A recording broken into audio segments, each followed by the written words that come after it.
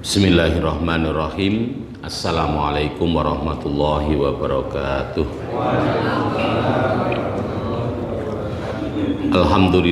Alhamdulillahirabbil alamin. Asyhadu an la ilaha illallah al-malikul haqqul mubin wa asyhadu anna Muhammadan abduhu wa rasuluhu shadiqul wa'dil amin. Allahumma shalli wa sallim ala Muhammadin wa ala alihi wa ashabihi ajmain, amma ba'du. Para bapak, para ibu, para sederek jamaah majelis pengaosan ingkang kawula hormati lan ingkang dipun mulyakaken Allah Subhanahu wa taala. Alhamdulillahirabbil alamin. Pertama kita memuji Allah Subhanahu wa taala atas segala kenikmatan yang diberikan. Pada sore hari ini kita masih dipertemukan, masih dikumpulkan, masih bisa bersilaturahim. Tentu semua adalah karena nikmat yang Allah Ta'ala berikan. Maka sudah sewajarnya kita senantiasa memuji sebagai tanda syukur kita kepada Allah Subhanahu wa Ta'ala. Semoga dengan kesyukuran ini Allah Ta'ala sebagaimana janjinya akan senantiasa menambahi nikmat-nikmatnya kepada kita semuanya. Amin Allahumma amin. Mari kita awali pertemuan kita pada malam hari ini dengan bacaan basmalah. Bismillahirrahmanirrahim. Selanjutnya Bapak Ibu, kita teruskan dalam kita mengkaji ayat-ayat Allah. Pada pertemuan yang lalu sudah kita selesaikan ya, ayat 164 ya, dari surah Al-Baqarah, yang intinya adalah Allah Ta'ala setelah mendeklarasikan ya, bahwa Allah itu Tuhan yang esa. Kemudian di balik keesaannya ada bukti dan tanda akan keesaan itu. Tidak hanya itu, bahkan kemudian dengan keesaannya Allah Ta'ala juga maha pemurah lagi maha penyayang. Itu pun juga ada tanda-tanda yang bisa kita baca dari apa yang Allah Ta'ala deklarasikan itu. Nah, sehingga di ayat 164 itu Allah Ta'ala tutup itu ya, setelah menjelaskan sekian banyak fenomena alam yang menunjukkan keesaan dan kasih sayangnya Allah, kemudian ditutup dengan bahwa apa yang ada dalam semua penjelasan ini merupakan la ayatil liqaumi yaqilun, merupakan tanda-tanda kuasa, tanda-tanda keesaan Allah, tanda-tanda kasih sayang Allah bagi kaum yang mau berpikir.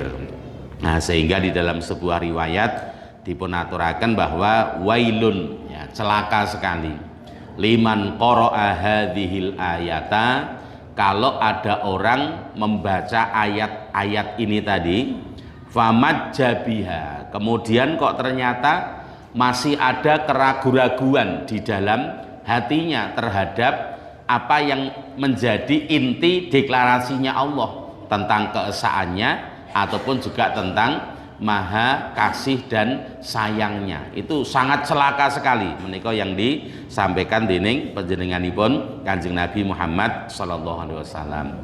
Sehingga kemudian juga sebagian ulama kemudian menegaskan kepada kita semuanya, inna lillahi kitabaini. Allah Ta'ala itu punya dua kitab ya. Yang pertama kitaban makhlukon, yaitu kitab yang berupa makhluknya, ciptaannya. Apa itu wujudnya? Huwa al-kaunu, adalah alam semesta ini. Niki jane nggih kitabe Allah Ta'ala sebagai makhluk ya. Nah, kemudian wa kitaban mungzalan, yang kedua adalah kitab yang diturunkan, wahwal Quran, dan itu tiada lain adalah Al-Quran ya. Wa yursiduna hadza ila turuqil ilmi bidzaka ya. Kalau kita mau mengkombinasikan antara kitab yang berupa makhluk yaitu alam semesta itu, dan kemudian kita dukungkan dengan kitab yang diturunkan yang berupa Al-Quran itu, maka sudah bisa dipastikan bahwa kita akan mendapatkan petunjuk saking ngarsa dalem Allah Subhanahu wa Ta'ala. Apalagi kemudian wa bima utinahu minal aqli, Allah Ta'ala juga menganugerahkan kepada kita semuanya akal. Nah, ya, jadi perpaduan antara akal yang menjadi anugerah Allah Ta'ala, kemudian kitab yang merupakan makhluk yaitu alam semesta, dan kitab yang berupa Al-Quran yang diturunkan, ini akan memberikan satu pengaruh yang sangat dahsyat pada kehidupan manusia. Apalagi kalau kemudian famani tabarobihima, ya, maka siapa yang kemudian nalar tadi dikaitkan dengan kedua kitab Allah Ta'ala itu bisa digunakan untuk mengambil pembelajaran faza, maka sudah dipastikan orang ini akan menjadi orang yang menang dan orang yang beruntung gitu. Sehingga kalau kita kaitkan misalkan apa yang sekarang terjadi misalkan di Palestina itu, niku nek kula panjenengan mau mengkombinasikan antara ayat yang berupa wakil kejadian di lapangan dengan ayat yang itu merupakan firman-firman Allah dalam Al-Quran itu, akhirnya kayaknya tidak ada alasan bagi seorang manusia dari sisi manapun untuk mendukung dan mengakui bahwa apa yang dilakukan oleh orang-orang Israel itu adalah benar. Ora ono alasan napa-napa. Dari sisi kemanusiaan misalkan, bagaimana mungkin seorang manusia akan tega melihat manusia lain berlumuran darah gitu, terbunuh, hancur badannya, tertimpa puing-puing bangunan, niku nek cara menungso tenan niku mesti ora bakal tegel. Dari sisi manusia jelas manusia tidak akan mungkin untuk napa jenengane tekan atine gitu, melihat pemandangan yang seperti itu menimpa manusia yang lain. Nah, sehingga memang kalau dalam bahasa Al-Quran itu kan enten menungso kok nyatane wis ora duwe kamanungsan niku nek cara bahasane Quran kan itu wis udu menungso. Ya mung prejengane tok niku ijik menungso, ning hakikate dhek niku pun malih dadi iblis atau malih dadi setan kan gitu toh. Kalau mau dilihat dari misalkan sudut pandang agama gitu misalkan, saya pikir agama apapun kalau memang itu dalam tanda kutipnya sesuai dengan apa yang diajarkan dalam agamanya, lepas menurut penilaian kita sebagai seorang muslim agama yang lain-lain itu batil begitu. Tapi untuk urusan seperti ini saya pikir tidak ada alasan bagi orang yang beragama non sekalipun untuk mendukung apa yang dilakukan oleh orang-orang Israel itu. Ya, milo kalau dalam Al-Quran itu kan Allah sampai mengatakan itu permasalahan orang-orang Israel, Bani Israel secara khusus itu yang kemudian mengerucut kepada Yahudi begitu, itu ternyata kan memang permasalahan yang sudah sejak zaman dahulu kala gitu. Sehingga kalau Allah Ta'ala sampai mengatakan itu lu'inal ladzina kafaru mim bani Israila ala lisani Dawuda wa Isa bni Maryam, telah dilaknat orang-orang yang kafir dari Bani Israel. Nah, niku pangandikanipun Allah. Kapan mulai laknat itu?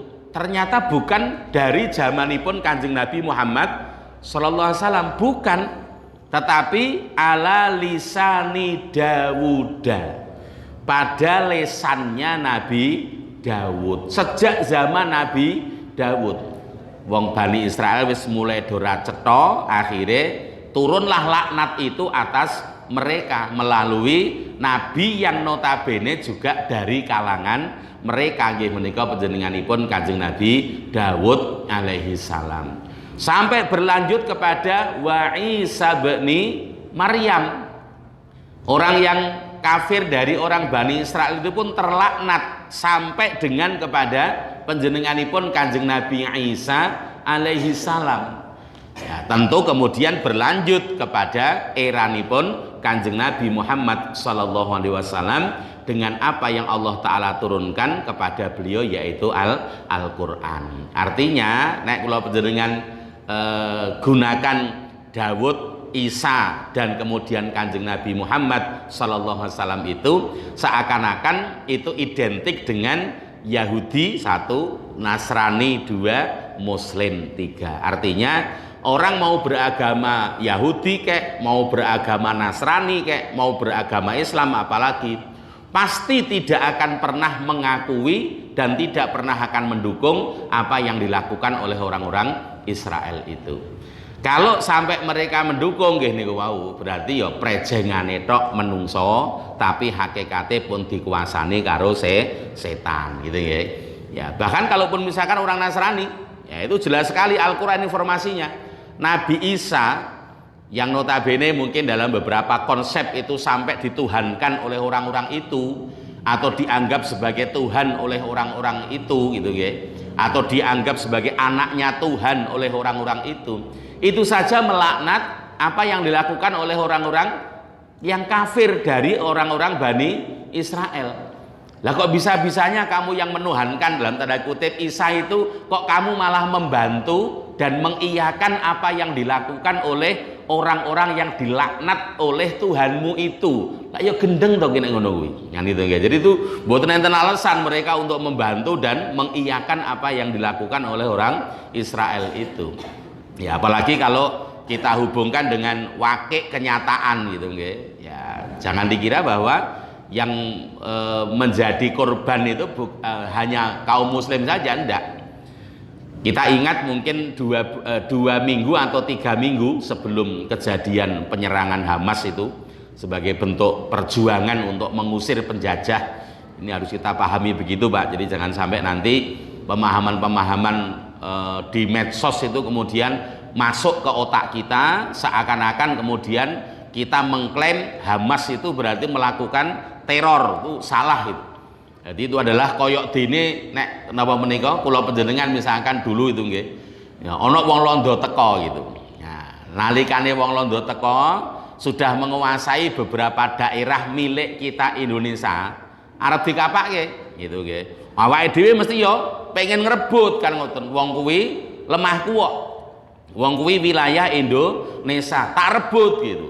Nek kowe ora gelem, ya gampangane lunga saka daerahku, yo tak serang, tak perangi, ya begitu. Nah itu logika kita harus ke sana. Jadi jangan sampai nanti kemudian kita logikanya bisa dimencongkan, ya, bisa dibuat jadi tidak jelas oleh orang-orang yang punya kepentingan-kepentingan ini gitu. Ya. Jadi kalau panjenengan misalkan 3 minggu lah sebelum kejadian penyerangan itu beritanya bahkan di televisi sampai beberapa kali diberitakan. Apa kasusnya? Orang-orang Nasrani yang saat itu juga sedang melakukan ibadah gitu ya. Niku diparani karo wong-wong Israel, diantaranya tentara-tentara itu, dan kemudian mereka diludahi oleh tentara-tentara Israel niku. Lalu padahal wong Nasrani didoni karo wong-wong Israel. Lah kok kemudian ada kejadian seperti ini, enek wong Nasrani kok mbela karo Israel, kuwi berarti ora kelingan karo kancane sing didoni karo tentara Israel kuwi. Ora patek cetha itu ya. Jadi dari sisi agama itu jelas sekali salah kalau orang itu mau bela Israel dengan apa yang dia lakukan. Bahkan sekarang sudah banyak ya video-video yang masuk ke kita misalkan orang Yahudi sendiri. Ternyata apa? Banyak di antara mereka yang tahu tentang sejarahnya, bagaimana kakek moyang mereka diselamatkan oleh orang-orang Palestina ya dari satu genosida yang dilakukan oleh napa menika Hitler atau siapa itu nggih. Wah itu tahu betul sejarahnya. Itu saja tidak akan pernah sepakat untuk mendukung apa yang dilakukan oleh wong-wong Israel niku karena tahu sejarah itu. Jadi itu kan kula panjenengan Masya Allah, jadi memang harus hati-hati betul ya agar kita ini antara apa yang ada itu dengan konsep-konsep Al-Qur'an ataupun apa yang kita saksikan itu harus kita combine ya dengan konsep-konsep Al-Qur'an biar kemudian kita tetap lurus gitu nggih. Jadi wakilnya ada, sejarahnya ada, Al-Qur'annya kemudian juga memberikan informasi kepada kita, sudah sangat cukup bagi kita. Itu menjadi pedoman untuk bersama-sama menolak ya, apa yang dilakukan oleh orang-orang Israel kepada orang-orang Palestina. Bahkan sekalipun misalkan nggih, misalkan nih, wong Palestina niku misalkan dudu muslimo, bagi saya nggih, itu tetap kudu dibelani. Ya, karena kita punya prinsip memberikan kemerdekaan kepada semua bangsa gitu kan. Dan waktu ini kemerdekaan Palestina itu sedang dicabik-cabik dan diancam oleh penjajah kan begitu. Nah niku nek cara kula ngoten ya, sehingga apalagi kemudian kalau ternyata ya alhamdulillah ya dalam tanda kutip yang di Palestina itu 93%-nya adalah orang-orang muslim, apalagi ya itu tanggung jawab kita tidak sekedar kemanusiaan tapi juga tanggung jawab kita arahnya juga kepada ukhuwah Islamiyah ya, sekalipun mungkin ya ke depan mungkin harus juga dibenahi lah. Jadi kalau kemarin misalkan banyak video-video yang sampai pada kita dan mestinya juga menjadi evaluasi begitu ya. Jadi bantuan-bantuan yang diberikan oleh negara-negara Islam dalam tanda kutip itu ya sekedar bantuan untuk napa nggih ngolor wektu supaya sing urung mati niku ya akhirnya kena bom gen mati ngoten tok nggih. Lah pripun sakniki wong ya gurdi misalkan nggih ada yang kemarin membuat video itu bantuan-bantuan dari beberapa negara itu melihat di sana banyak korban yang meninggal dunia dan sebagainya. Kemudian dikabarkan kain kafan sudah mulai menipis, ngirim bantuan kain kafan. Kok kaya-kaya kok gen do mati kono nyotak tak ewangi goleke buntel ngono gitu. Kaya kok ngoten lho Pak. Jadi loh ya nek gerung ngono ki ya dalam tanda kutip kan ya tidak terlalu bernilai untuk sebuah perjuangan ngoten lho nggih. Bahkan sekalipun dika ono mangan, dika ono ngombe itu, ya, iso mangan iso ngombe ki ndawake umur dalam tanda kutip umumnya begitu. Tapi rudale Israel kan jek teko terus. Lah apa artine mangan glegeken ora ngelak, tapi nek ngerti-ngerti bathuke kena rudal. Ayo, nggih padha wae mati to niku. Nggih. Maka memang harusnya nek cara kula ngoten di antara bantuan-bantuan itu ana sing digunakake nggo tuku senjata, gitu.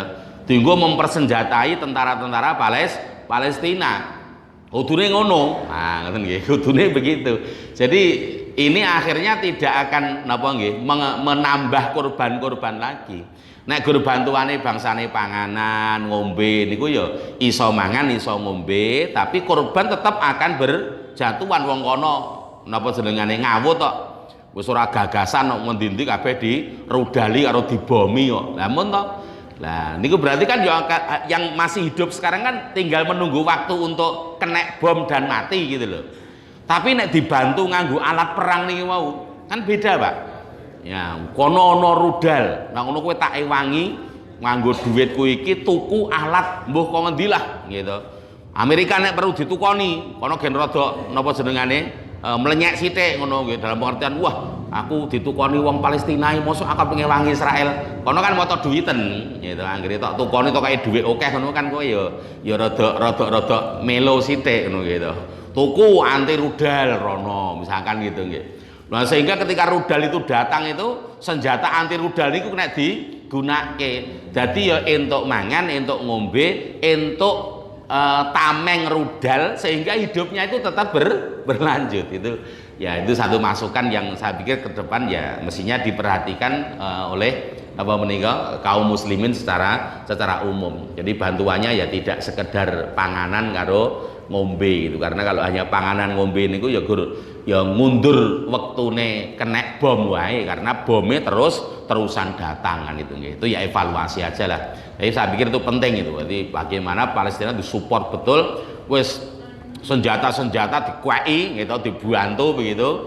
Wah, kowe nggawe tentara sing kuat gitu nggih. Wah, nantilah kamu akan menang kan gitu nggih. Itu insyaallah begitulah. Jadi menika ini kan kalau kita kaitkan dengan niki wau, ya kitabnya Allah taala ada yang alam semesta, wakiknya, kenyataannya ada, sejarahnya bisa kita baca, kemudian Al-Quran sebagai kalamipun Allah Ta'ala itu menegaskan dan memberikan arah apa yang kita lihat dalam kehidupan nyata di lapangan seperti apa sebenarnya, sehingga ya petunjuk ini akan menjadi semakin komplit, semakin lengkap gitu. Sama dengan misalkan begini, kadang-kadang kita ini ketika mendapat informasi Al-Qur'an, ini sering saya sampaikan ya, itu kita salah untuk menanggapinya gitu. Misalkan ngeten, ketika Allah Ta'ala menginformasikan tentang keburukan orang-orang Yahudi misalkan, itu arahnya bukan kok Allah mengajak kita ngelek-elek wong Yahudi ki ora, ngeten nggih. Tapi ki lho model menungso elek. Tak ceritake nyang kowe, tak kandhake nyang kowe dengan nasku, dengan kalamku, supaya kowe ora dadi elek padha karo modele wong iki. Satu kan itu nggih. Jadi itu harus kita catat. Jadi gen awake dhewe niku bisa menjaga diri tidak menjadi seperti mereka gitu. Yang kedua tentu Allah seakan-akan juga mengatakan karena mereka punya kejelekan-kejelekan ini, maka kamu juga harus bersiap siaga untuk menolak keburukan-keburukan yang ditimbulkan oleh sifat-sifat jelek mereka. Jadi mboten kok kemudian kita menganggap nas itu kemudian kita anggap yus kudu ngono, awake dhewe ora perlu ngopo-ngopo. Itu kekeliruan kita begitu. Jadi cara misalkan wong Bani Israel niku nggih, wong Yahudi niku, informasine Quran wis pirang-pirang. Sering kita mengatakan, lah gimana lagi wong itu sudah nasnya Al-Qur'an kok. Nah, gitu. Dan nasnya Al-Qur'an ki pensikapanmu bagaimana gitu loh, nggih. Lah nek kowe wis ngerti kuwi nase Quran kok kemudian nas Quran kamu anggap sebagai alasan pembenar untuk tidak berbuat apa-apa. Lah kuwi kan kojur Pak itu. Ya ngoten lho nggih. Jadi itu persepsi-persepsi yang seringkali itu masih muncul di benak kita semuanya. Oleh karenanya ya kita mendorong itu nggih para pemimpin-pemimpin yang punya legalitas, punya kuasa untuk memberikan bantuan-bantuan yang sifatnya militer, senjata itu untuk tidak sekedar berpikir memberikan bantuan-bantuan logistik saja, tapi bagaimana untuk mensupport tentang persenjataan, tentara dan sebagainya. Lah wong Amerika wis langsung kok gitu, ngirimke kapal induke, nyiapke 1.000 tentarane. Langsung ngono kok arep ngewangi Israel itu. Nah, kalau kita kemudian ya gur nyepaki sego misalkan itu nggih, ngepaki wedang itu kan ya terus ya piye gitu. Ya enggak akan pernah menjadi sebuah solusi yang betul-betul ke depan itu ada hasil yang gemilang untuk rakyat Palestina dalam rangka untuk menjaga tanah air mereka dan menjaga kemerdekaan yang sudah diakui ya, oleh masyarakat dunia kan ngoten nggih. Jadi menika niki senengane wakil kenyataan di lapangan dan apa yang Allah Ta'ala firmankan di dalam Al-Qur'an. Ngoten nggih, niki para ulama ngoten. Maka itu dua kitab yang tidak boleh kita pisah-pisah. Dua-duanya perlu kita kombinasikan dengan nalar yang telah Allah berikan kepada kita semuanya. Ngoten. Nah, salajengipun Bapak Ibu, kita lanjut ke ayat yang ke-165 nggih. Allah Ta'ala paring dawuh, a'udzubillahi minasyaitonirrajim, wa minan nasi mayyattakhidhu min dunillahi andada yuhibbunahum ka hubbillah walladzina amanu asyaddu hubbalillah walau yaral ladzina dzalamu idh yarawnal adzaba annal quwwata lillahi jami'a wa annallaha syadidul adzab. Ya niki ayat 165. Bapak Ibu, 163, 164 jelas sekali nggih, Allah Ta'ala menegaskan kepada kita tentang keesaannya, kemudian maha kasih sayangnya Allah, dan apa yang Allah tegaskan itu betul-betul bisa disaksikan oleh manusia dalam kehidupan mereka melalui beberapa kenyataan yang mereka alami nggih. Ono udan, ono angin senge iso berhembus, ada kapal yang bisa berlayar, ada mendung yang ada di antara langit dan bumi dan sebagainya. Niku ketok kabeh menungso, manusia semuanya melihat dan mengalami. Cuman anehnya gitu ya, anehnya kok masih saja ada manusia-manusia yang bertuhan kepada selain yang Allah Ta'ala sifatkan tadi. Ya, jadi pun dikandake Tuhan ki sik ngene iki lho. Ngoten gitu. Itu tiada lain hanya ingsun Allah gitu. Nek gak percaya kowe lho deloken ana nggon penguripanmu ono iki ya.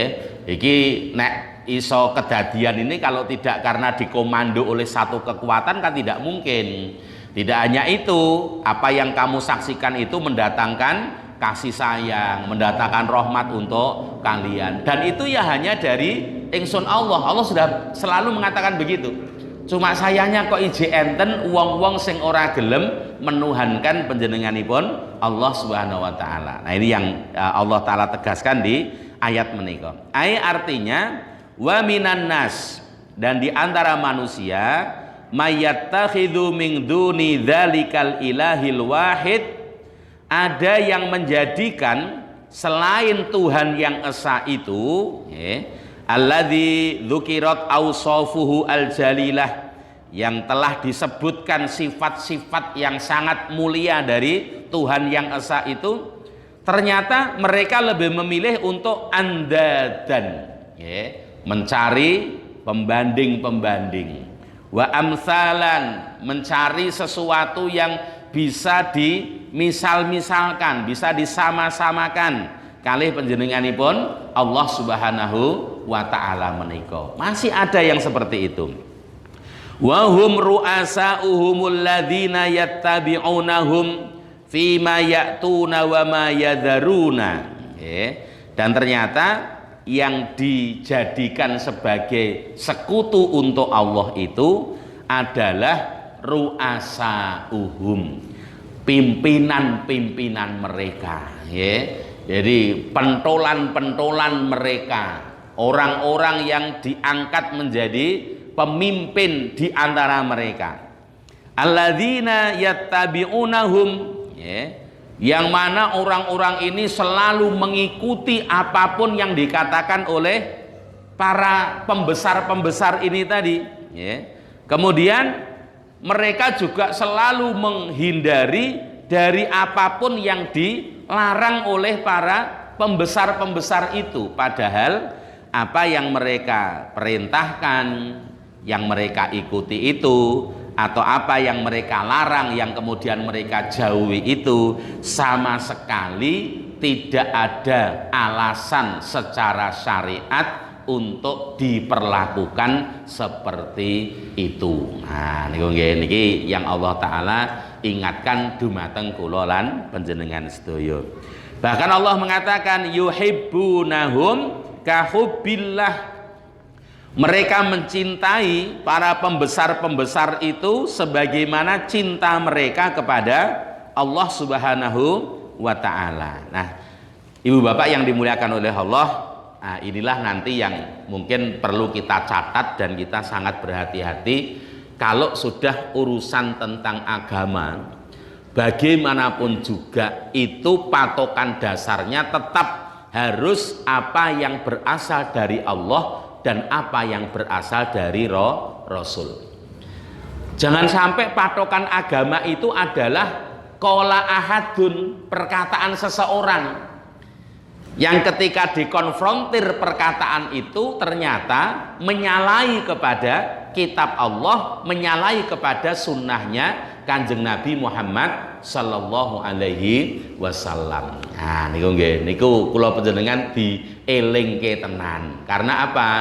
Berangkat dari pengalaman-pengalaman umat-umat terdahulu, itu sebagaimana di awal-awal Al-Baqarah kemarin sudah kita bahas, utamanya terkait dengan orang Bani Israel itu, awal mula kesesatan Bani Israel, mereka semakin jauh dari jalan Allah SWT adalah ketika mereka sudah mulai meninggalkan Taurat, mulai meninggalkan apa yang diajarkan oleh para nabi dan rasul di tengah-tengah mereka, dan lebih mempercayai orang-orang yang dianggap punya kelebihan dalam kehidupan mereka. Itu awal mula daripada kesesatan orang-orang Bani Israel. Mula nek cara wong Islam niku, nek cara kula ngeten, kiai itu memang alim. Kita tidak akan tidak akan istilahipun ragu-ragu dengan kengaliman seseorang yang kita sebut dengan kiai. Ustadz itu juga insya Allah alim dan kita juga sepakat untuk mengakui kealimannya. Tapi harus kita catat, nggih. Ustadz sing ngalim, kiai sing ngalim, Nabi sudah banyak mengingatkan ana wong ngalim-ngalim ngono kuwi ngilmune do didelikke mergo kalah karo perkara donya. Bahkan yang kemarin ayat sebelumnya kan pun cetha niku nggih. Allah taala ingatkan kepada kita tentang hal seperti ini nggih. Jadi orang-orang yang menyembunyikan persaksian, nah gitu. Itu kan Allah taala sampaikan kepada kita. Artinya sekalipun wong niku kondang ngalime, ngoten nggih. Wah, misalkan nek cara wong Islam yo kiai, ndek pondok-pondoke gedhe suwantrine pirang-pirang. Niku kala-kala niku ya ana sing ngedabul ngoten niku ya ana ngoten lho, nggih. Karena kepentingan-kepentingan tertentu. Wah, ini yang harus kita waspadai, Pak. Sehingga menapa? Apapun perkataan seorang kiai, apapun perkataan seorang ustadz, tetap harus kita cross check kan ngoten nggih. Tetap harus kita perbandingkan dengan apa-apa yang difirmankan oleh Allah atau apa-apa yang disabdakan dening panjenenganipun Kanjeng Nabi Muhammad sallallahu alaihi wasallam. Yo niku ben kula panjenengan mengke tetep lurus. Oh Pak Kiai ngendika ngene sik pangandikane kae kira-kira nek sanga nggon Quran ki dasare apa ya? Harus begitu, nggih. Tidak kemudian pokoknya nek sing ngomong kae iki mesti wis bener kok sik to, nggih. Benernya itu dasarnya diambilkan dari mana? Mesti harus kita ketahui, ngoten nggih. Atau mesti harus ada yang menjelaskan tentang itu. Nek ngantek kula panjenengan patokane mung uwong. Nah, wong iki mengke suwe-suwe niku gladrah, suwe-suwe gladrah. Nah, akhirnya ninggalne Quran, ninggalke hadise Kanjeng Nabi, jadilah nasibnya umat Islam niku iso kaya wong-wong Bani Israel. Naudzubillah. Ngoten lho nggih. Dan itu harus kita perhatikan. Mula kalau sering saya sampaikan nggih nek kula panjenengan maca Al-Qur'an terjemahan, maca tafsir, bahkan tafsir yang semuanya berbahasa Arab. Kaidah-kaidah untuk menjaga kemurnian agama ini tetap dijaga sedemikian rupa. Misalkan kowe nerjemahne Quran apik, tapi kamu tidak boleh menghilangkan teks aslinya Al-Qur'an. Mergo napa? Dengan ada teks asli dan terjemahan itu, ketika orang membaca, kalau menjumpai kejanggalan pada penerjemahan itu, dia akan bisa mengembalikan penerjemahan itu pada kata asli di dalam Al-Qur'an dan akan bisa dipelajari kembali. Apa bener apa ora iki? Kata asli seperti ini kuwi iso diterjemahke dengan penerjemahan yang seperti ini. Nah, ngoten nggih. Lah nek terjemahan wis gak ana teks asli Qur'ane, wah niku bahaya, Pak. Nggih. Mungkin yang pertama menerjemahkan dengan bertanggung jawab sekali. Nah, yang kedua mungkin sudah mulai rodok diencongke. Yang ketiga, engko mencongnya tambah adoh. Keempat, wambah adoh meneh. Akhirnya di terjemahan Al-Qur'an itu sudah tidak kita jumpai nilai seperti pada Al-Qur'an yang sebenarnya. Niku nek gur terjemahan tok gak ono teks asli Qur'ane kan itu. Sampai pada tafsir, ngoten nggih. Jadi nek kula panjenengan napa kagungan kitab-kitab tafsir itu, saya di rumah ada Marohi, ada Ibnu Katsir, ada Sofwatut Tafasir, ada Fidhilalil Quran nggih wonten kula di rumah. Itu semuanya begitu, pasti akan memisahkan. Teks aslinya pasti akan dituliskan dengan berbagai macam model, nggih. Ada yang misalkan dhuwur niku kabeh teks Quran terus di napa tafsirke teng isore gitu nggih. Ada yang kemudian napa ayat Quran berapa ayat ditafsirkan, kemudian ayat Quran lagi berapa ayat ditafsirkan, ada yang begitu. Dan ketika menafsirkan tentang ayat-ayat itu harus dipisah betul antarane unine kitab suci karo omongane penafsir itu, karena podo-podo nganggo bahasa Arab kan ngoten nggih. Ayat Qur'ane dikai kurung buka, ditulis ayat Qur'ane kai kurung tutup. Bar niku nembe di jabarke. Ha itu nggih. Nah, sehingga nanti orang ketika melihat penjabaran itu, orang akan paham iki dudu teks Quran. Orang akan membaca, loh kok ngene toh, ki tenan ora iki, teksnya akan bisa dikembalikan. Nah, dengan begitu maka akan selalu bisa dikoreksi kalau kemudian ada kekeliruan. Nah, sehingga kalau konsep-konsep di dalam Al-Qur'an itu penafsiran-penafsiran itu berkembang, tetapi tidak akan berkembang dengan sangat liar. Apalagi kemudian terobos-nerobos hal-hal yang sangat pokok dalam agama. Berbeda mungkin dengan beberapa konsep agama lain. Yang pernah saya sampaikan misalkan ya, konsep Ruhul Kudus, Roh Kudus. Itu dalam Al-Qur'an orang Islam tidak akan pernah keluar dari beberapa konsep yang notabene tidak akan nerjang kepada urusan-urusan akidah dalam kaitannya dengan keimanan dumateng ngarsa dalem Allah Subhanahu wa taala. Enggak mungkin ke sana. Tapi dalam agama lain karena memang teks aslinya wis ora ono, niku dirapatke, iki Roh Kudus iki janjane sapa iki? Rapat, Pak. Nggih. Oh, Roh Kudus iki ketoke sing ngewangi Gusti iki. Oh ya wis nek ngono disepakati wae iki Roh Kudus sing ngewangi Gusti gitu. Lah kok dianggap ngono ki piye? Ya pokoke iki ketoke ya ngono. Nah, gitu kan gitu. Lah engko bareng suwe-suwe niku terus ana sing mikir-mikir meneh, ketoke ora patek gathoki nek kuwi pembantune Gusti iki ngono nggih. Lah kira apa dadine dirapatke meneh gitu. Wo iki berarti ya Gusti kuwi dhewe. Nah, gitu. Mau mung pembantu, saiki dadi majikan, Pak. Gitu. Iki parurusane karo Tuhan lho iki, nggih. Mau mung diarani sing bantu Tuhan, ngerti-ngerti dirapatke dening menungso, diangkat dadi Tuhan. Nah, kenapa? Karena teks aslinya sudah tidak ada. Ya sudah, tinggal kesepakatan orang-orang yang berkumpul itu saja sesuai dengan pikirannya masing-masing. Lah niku, ya, Masya Allah. Maka menika yang kula panjenengan memang diingatkan dening panjenenganipun Allah Ta'ala untuk sangat berhati-hati terkait dengan ya napa menika siapapun yang kita pegang pangandikane pendapate untuk urusan-urusan keberagamaan kita, untuk urusan-urusan tanggung jawab dan hubungan pribadi kita dumateng ngarsa dalem Allah Subhanahu wa taala. Dan faktanya kan memang begitu, Pak. Artinya kan faktanya banyak orang-orang yang karena hanya mengikuti perkataan orang, akhirnya keblondrok-blondrok gitu, kejungkel-jungkel gitu. Kesalahan-kesalahan yang tidak ada habisnya. Ini bisa kita lihat ya. Mergo terlalu percaya karo wong lenge dikai gelar Gus, nah, misalkan gitu nggih. Kuwi iso dadi tele-tele Pak niku. Padahal kuwi ya gelar Gus sing dikeke menungso. Menungso ya mergo fanatike karo wong kuwi mau terus diarani Gus, padahal sejatine iki sipate dus dhek kuwi mau. Nah gitu.